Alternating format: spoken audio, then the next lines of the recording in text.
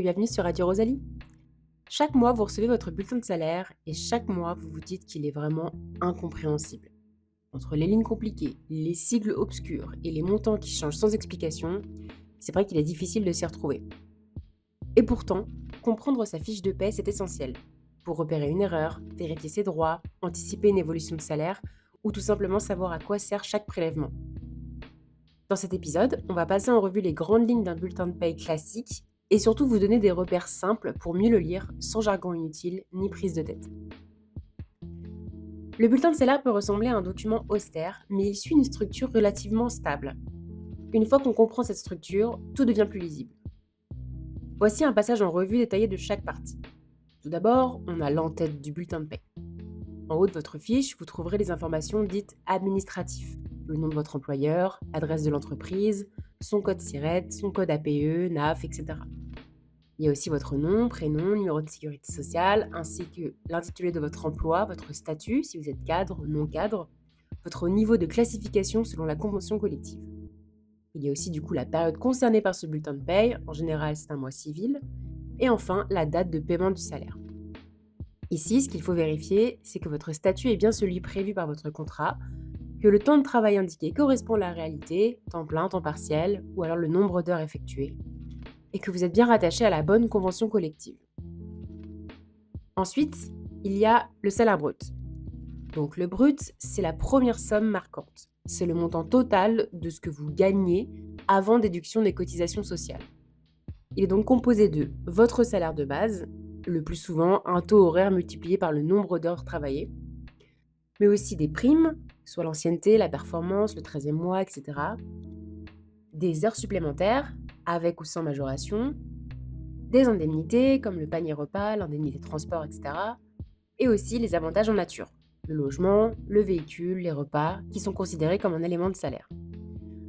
Point de vigilance en revanche, parfois une prime ponctuelle ou un changement de statut peut gonfler le brut. Mais attention, cela n'indique pas toujours une hausse réelle de votre pouvoir d'achat, car le net peut rester stable. Ensuite, on passe à la partie cotisation sociale, ou les charges sociales. C'est la partie qui fait souvent grincer des dents. On y voit défiler des lignes avec des abréviations obscures et surtout une baisse visible entre le brut et le net. Ces cotisations sont essentielles.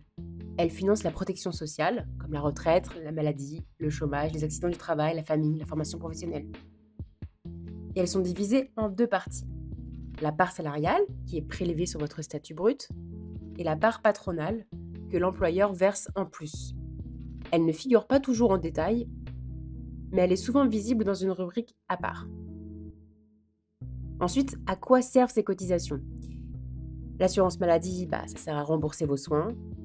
La retraite, c'est la cotisation de base plus la complémentaire, donc souvent l'Agirc-Arrco pour les salariés du privé. On a aussi l'assurance chômage, qui donne des droits à l'indemnisation en cas de perte d'emploi. La CSG-CRDS, qui sont les contributions sociales généralisées, calculées sur une base élargie. Et aussi la prévoyance mutuelle pour certains risques, comme l'invalidité, les décès, etc. Ce qui est bon à savoir ici, c'est que sur un SMIC, les cotisations représentent environ 20 à 23% du brut. Plus vous gagnez, plus la part peut donc augmenter. Ensuite, on passe à la partie net imposable et prélèvement à la source. Après tous ces prélèvements, vous obtenez le net à payer avant impôt, ou dit net imposable. Depuis 2019, l'impôt sur le revenu est prélevé directement sur la fiche de paie. C'est ce qu'on appelle le prélèvement à la source.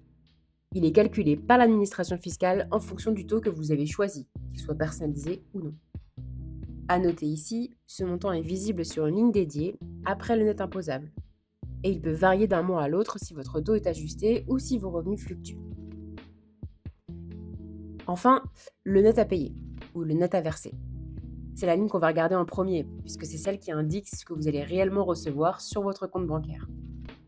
Ce montant correspond au net après cotisation et après impôt, une fois les éventuelles avances, remboursements ou saisies prises en compte. Du coup, ce net à payer il peut être affecté par un remboursement de frais, une participation au titre restaurant ou alors un acompte sur salaire déjà versé dans le mois. Petite astuce, si vous constatez des écarts entre ce net et ce que vous avez perçu, regardez la date de paiement effective, puisque certains virements peuvent tomber avec 1 ou 2 jours de décalage. Et enfin, dernière partie, c'est les mentions de bas de page. Effectivement, en bas du bulletin, on va voir souvent les congés pris, acquis, restants, les cumuls annuels de salaire brut, net, impôts, etc. et la convention collective applicable. Depuis 2023, une nouvelle ligne est apparue sur votre bulletin de salaire, c'est le net social. C'est un montant différent du net à payer que vous touchez réellement. Et en fait, le net social, ça correspond à ce que la CAF ou la MSA utilisent pour calculer vos droits au RSA ou à la prime d'activité, par exemple. Il est standardisé pour être le même pour tout le monde, quels que soient les éléments de la fiche de paye. Si vous faites une déclaration trimestrielle pour la CAF, c'est ce chiffre qu'il faut rapporter désormais. Il figure bien distinctement sur votre fiche de paye. Petit conseil, ces lignes permettent d'anticiper vos droits au congé, vos bulletins de fin d'année et facilitent la déclaration des impôts. Voilà, pour conclure, lire son bulletin de paye n'est pas toujours évident, mais connaître les bases permet de mieux suivre sa rémunération, de vérifier ses droits et d'éviter les erreurs. Le salaire brut, les cotisations, le net imposable, le net à payer et maintenant le net social, chaque ligne a sa fonction. Comprendre leur rôle, c'est déjà gagner en autonomie. Et si un doute persiste, il ne faut pas hésiter à demander des explications. Mieux vaut poser une question que de passer à côté d'une information importante. Voilà, merci pour votre écoute et à bientôt sur Radio Rosalie.